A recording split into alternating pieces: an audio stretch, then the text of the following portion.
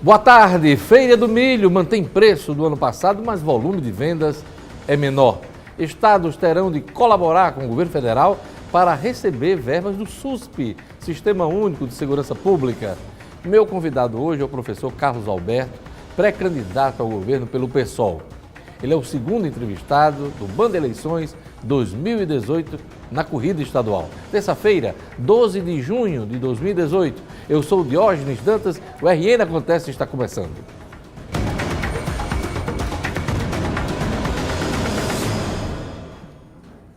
Mês de junho é de mesa farta com produtos do milho. Na tradicional Feira do Milho em Natal, o preço da mão de milho, equivalente a 50 espigas, continua no mesmo patamar do ano passado, entre R$ 25 e R$ 30 reais. Apesar da estabilidade no preço, o volume de vendas é menor. Jackson Damasceno foi conferir a muvuca no Milharal. Dona Vera saiu animada de casa no Mirassol para escolher as espigas. Para ela, não se pode falar em São João sem lembrar as comidas de milho. Eu gosto de pamonha, canjica. São João não pode faltar. E a receita para uma boa comida de milho é ela quem dá. Boto coco, boto leite moça, boto creme de leite, tudo isso eu boto. E ter amor, né? Porque se não tiver amor, comer não fica gostoso. Mas a empolgação de Vera é coisa rara por aqui. O movimento na feirinha da Avenida Capitão Mor Gouveia com a Jaguarari ainda está bem aquém das expectativas dos comerciantes. Isso apesar da boa qualidade do milho e do preço mais baixo que o do ano passado. Em 2017, a mão, que são 50 milhos, era vendida a R$ 40. Este ano se encontra até de R$ 25. O milho tá bom e o preço também tá bom. Tá R$ 25 a mão de milho aqui. E dá para todo mundo vir comprar e fazer sua canjiquinha para na sua mesa. Segundo os comerciantes, no ano passado, a esta mesma época, a feirinha estava bem mais movimentada, principalmente por conta de dois fatores. O primeiro é que o pessoal esse ano está sem dinheiro mesmo. E o segundo é que a quantidade de milho é tão grande que a venda se espalhou por vários outros pontos da cidade. Os comerciantes esperam que com o passar do mês e a proximidade do São João, o movimento possa melhorar. Nós aguardamos que no São João melhore mais, né? Que a gente possa também vender mais e o cliente também vir para comprar. Pois é, o preço está mais baixo, o movimento é menor, então caiu um pouco o valor. Que bom, aproveite.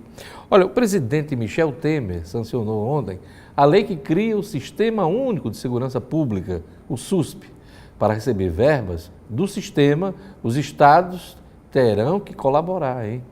Veja na reportagem de Valteno de Oliveira.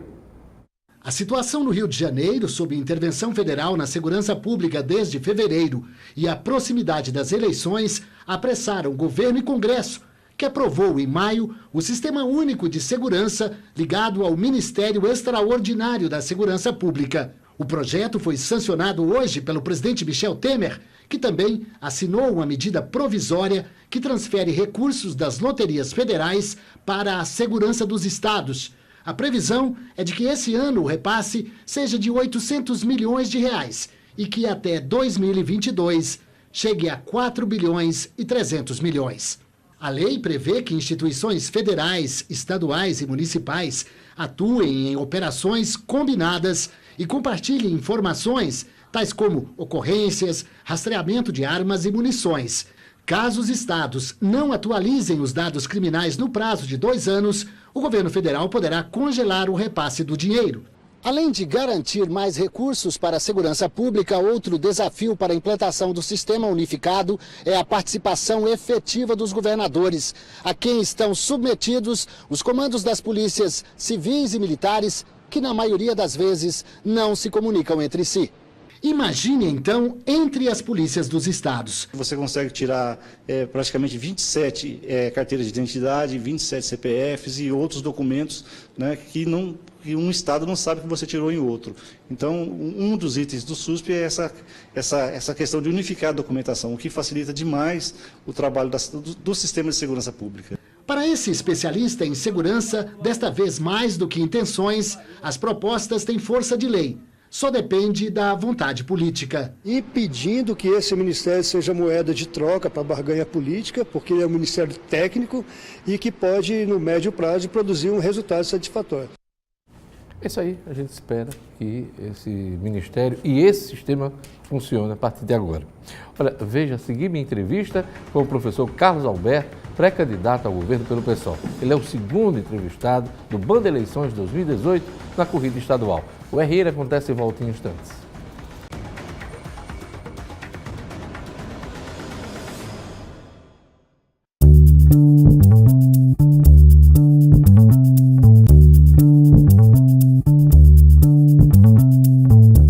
O professor Carlos Alberto é o segundo convidado da Band na série de entrevistas com os pré-candidatos ao governo do Estado. Serão 2 blocos com 8 minutos cada, tempo que será respeitado para todos os convidados. Apenas o governador Robson Faria, tido como pré-candidato à reeleição, assim é colocado nas pesquisas de opinião, não aceitou o convite da Band em Natal. Argumentou que ainda não formalizou a pré-candidatura. Os demais convidados confirmaram presença.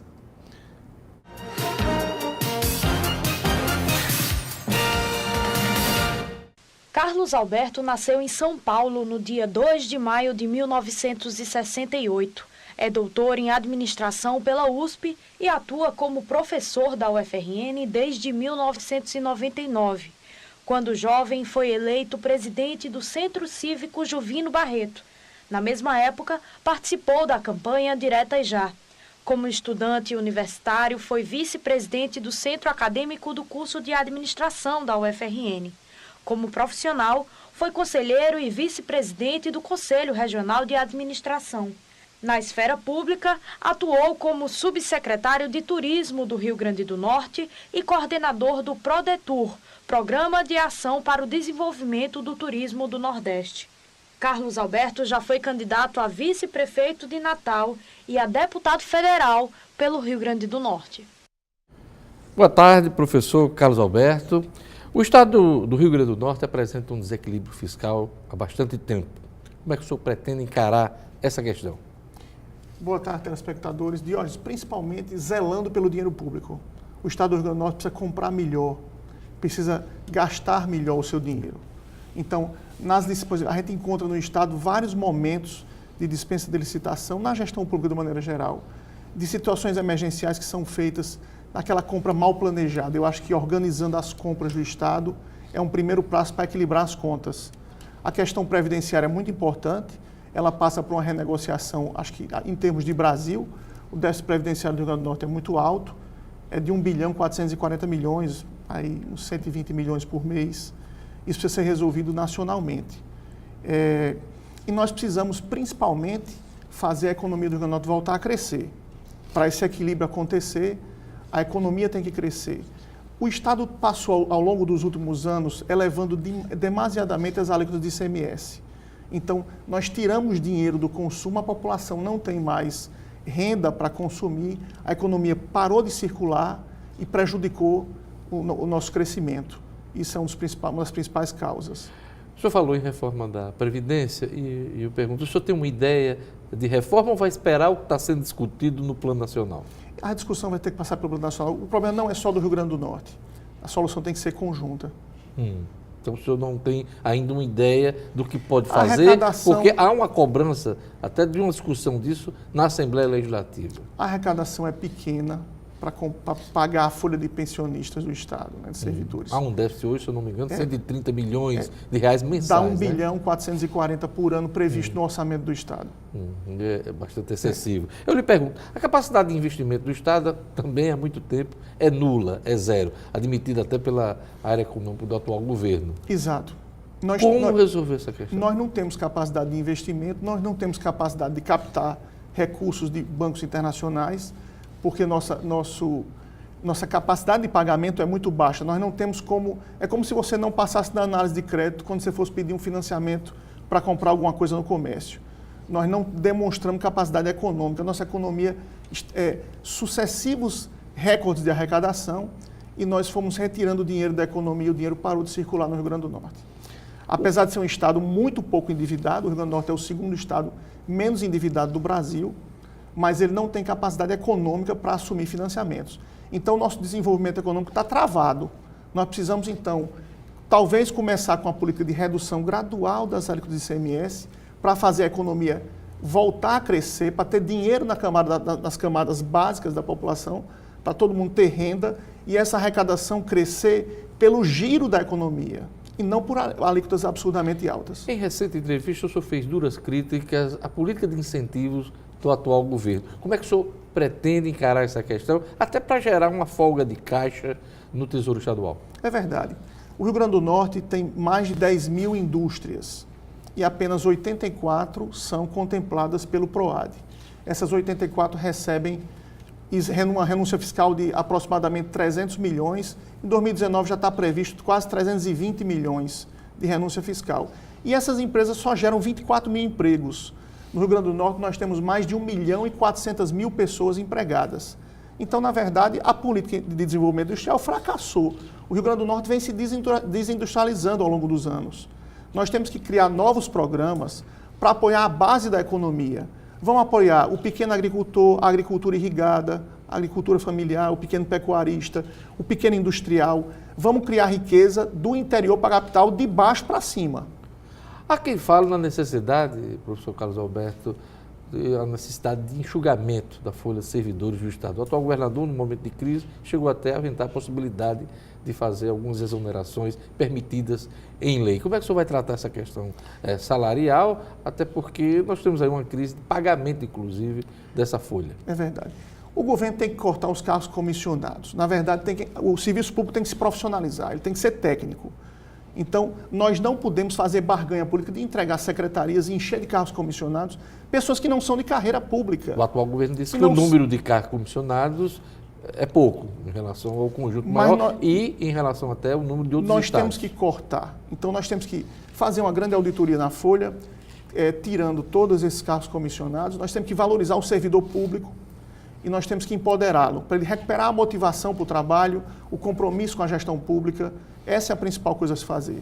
Recuperar a autoestima do servidor público, empoderá-lo. O professor sempre foi desvalorizado no Rio Grande do Norte, o policial mal remunerado. Como é que a máquina pública vai funcionar? Então é isso que o senhor pretende encarar.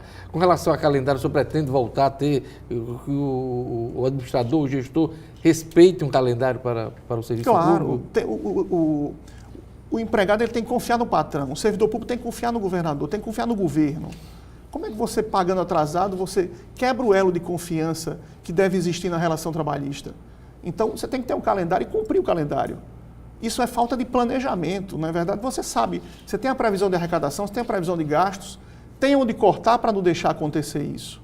Na verdade, isso não acontece de um dia para a noite. É falta de um planejamento, no que a gente chama na gestão de um fluxo de caixa, para acompanhar as entradas e saídas das receitas e as despesas. O senhor está filiado a um partido de esquerda, o PSOL. Como é que o senhor pretende encarar movimentos de greve, por exemplo? Como o senhor vai tratar essa questão? Não há governo que fique imune a movimentos grevistas. A greve só acontece se você quebra a sua palavra. Se você vai fazer um pacto e você quebra a sua palavra. Nós vamos conversar, o servidor vai estar do nosso lado. Não vai ter motivo para a greve. Nós vamos governar para eles, para que o serviço público melhore. Então, a greve, eu acredito que nem acontecerá. Sua política de alianças, pré-candidato? Olha, Jorge, essa é uma pergunta muito comum, assim, todo jornalista me faz. Mas eu acredito que a maneira como são construídas essas alianças políticas do Rio Grande do Norte, elas são prejudiciais ao eleitor. Nossa aliança é com o eleitor. Nós não vamos entrar num governo devendo favores porque nos elegemos. Nosso favor é fazer uma gestão próxima para o povo. A sociedade é que tem que ser beneficiada. Não ficar dividindo secretarias e órgãos públicos para que um político vá indicar pessoas e depois vá se locupletar da gestão pública, isso o senhor está falando... com fraudes de licitação e com todas essas mazelas que afligem o serviço público. Isso o senhor está falando em caso de eleição ou já nesse processo de campanha eleitoral? Isso é um reflexo. Nossa aliança tem que ser agora com o eleitor. Porque essa aliança com partidos que não são ideologicamente ligados a gente, eles acabam levando a uma gestão fracassada. Porque são três coisas bem diferentes que eu tenho dito. Política é uma coisa, eleição é outra e gestão é outra coisa. Nós somos muito bons na política, a gente já teve ministro, presidente da República, líder de Congresso, presidente do Senado, presidente da Câmara. O que aí se reverteu para o Rio Grande do Norte? Nada. Nas eleições nós somos muito bons. Marqueteiros políticos, eles são até exportados. Tem marqueteiros daqui que vão fazer campanha no exterior. Mas na gestão, Diógenes, nós somos péssimos. Porque o gestor ele tem que saber tomar decisões corretas de alocação de recursos. Onde eu vou investir? É melhor fazer uma estrada ou fazer um hospital? É isso aí. Terminamos nosso primeiro bloco com 8 minutos. Só rapidinho, porque nós temos uma tolerância de 30 segundos. É chapa puro sangue, é do pessoal? Sim. Perfeito. A gente vai para um rápido intervalo. Daqui a pouquinho a gente volta com a entrevista do pré-candidato ao governo pelo PSOL, Carlos Alberto. Aguarde um instante.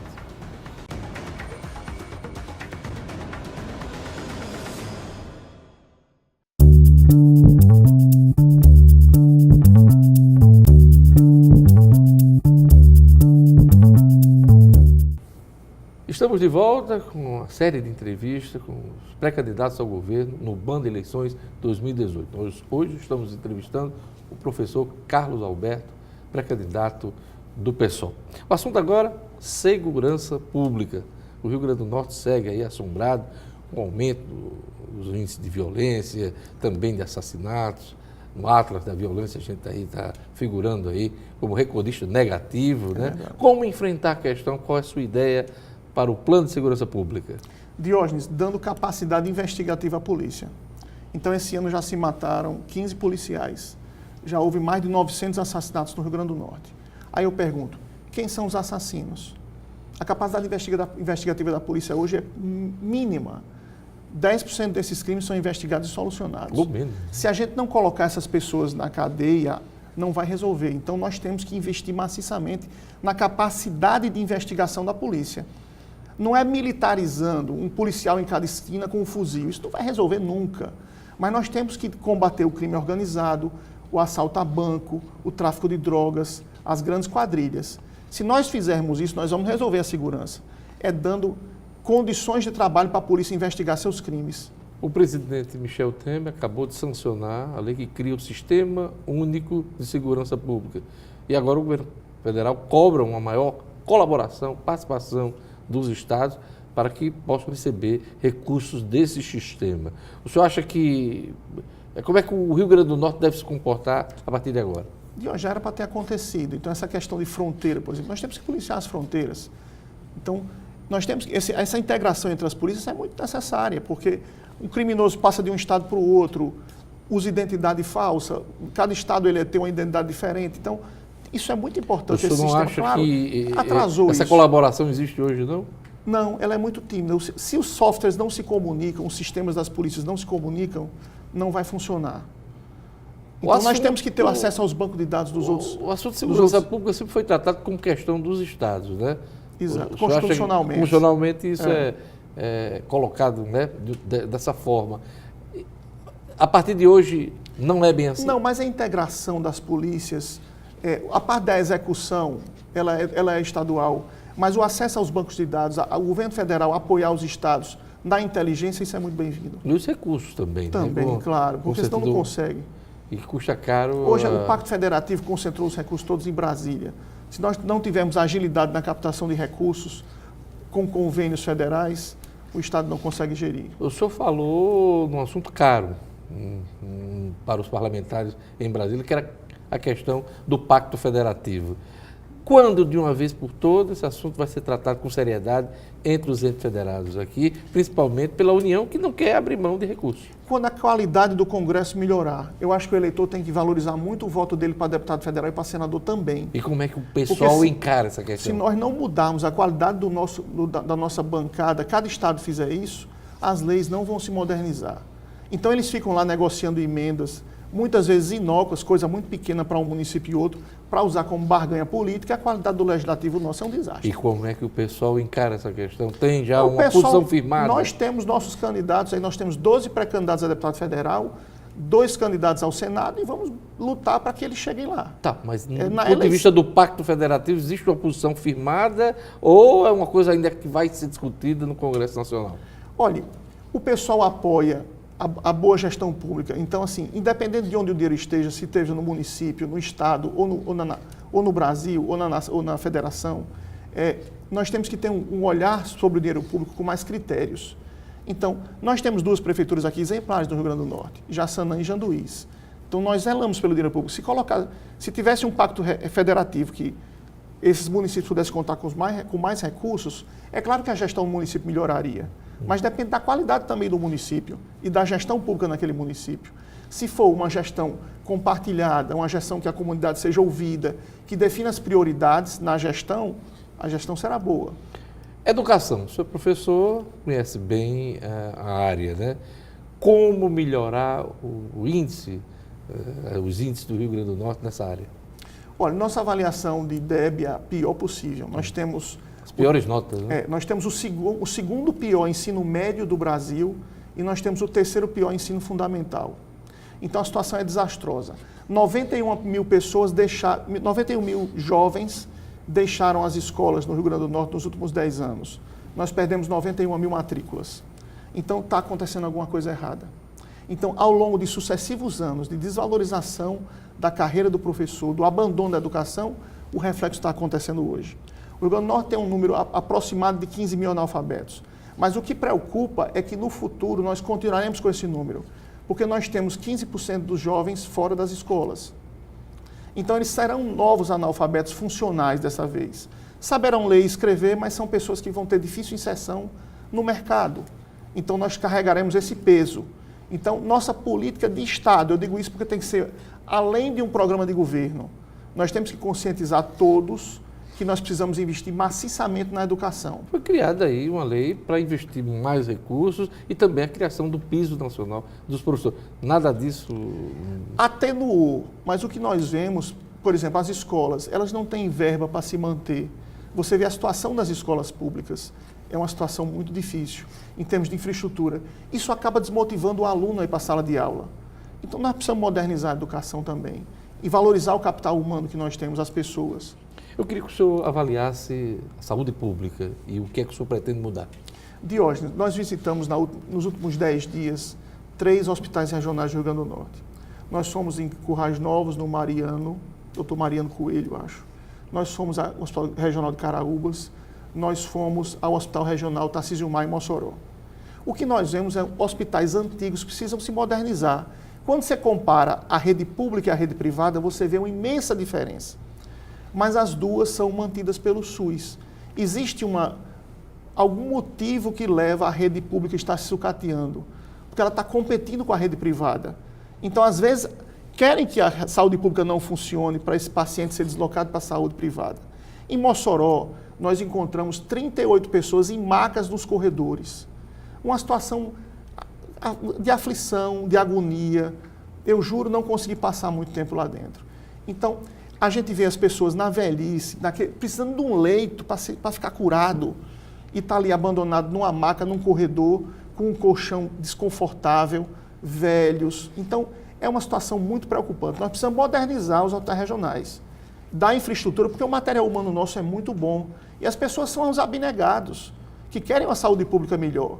Mas, às vezes, a rede privada faz com que não funcione. Professor Carlos Alberto, o nosso tempo está acabando, mas eu ainda lhe pergunto aí, nos 30 segundos que faltam, sua opinião sobre o turismo, que é uma das áreas importantes da economia do Rio Grande do Norte. De hoje, nós temos que valorizar os nossos atrativos turísticos públicos. Por exemplo, o Forte dos Reis Magos, a interiorização do turismo, os sítios arqueológicos do Seridó, o Lajedo de Soledade, a Praia de Ponta Negra. Nós temos que recuperar a orla, nós temos que recompor nossa faixa de areia. Nós estamos sofrendo um processo de erosão marinha. Então, os atrativos turísticos são a grande motivação do turismo. Eles não receberam investimento dos últimos governos. Nós precisamos recuperar e dotar os atrativos turísticos públicos de infraestrutura. É isso, eu queria agradecer a presença do professor Carlos Alberto, pré-candidato do PSOL ao governo do Estado. Vamos acompanhar todo esse processo, com certeza, em outras ocasiões, vamos conversar mais sobre eleições. Obrigado, professor. Obrigado, Diógenes. O RN Acontece vai ficando por aqui. Obrigado pela audiência, siga com a programação da Band Natal. Amanhã eu vou entrevistar o vice-governador do Rio Grande do Norte, Fábio Dantas, que é pré-candidato ao governo pelo PSOL. Aliás, PSB. Veja a reprise do nosso programa no portal nominuto.com. O RN Acontece volta amanhã. Até lá.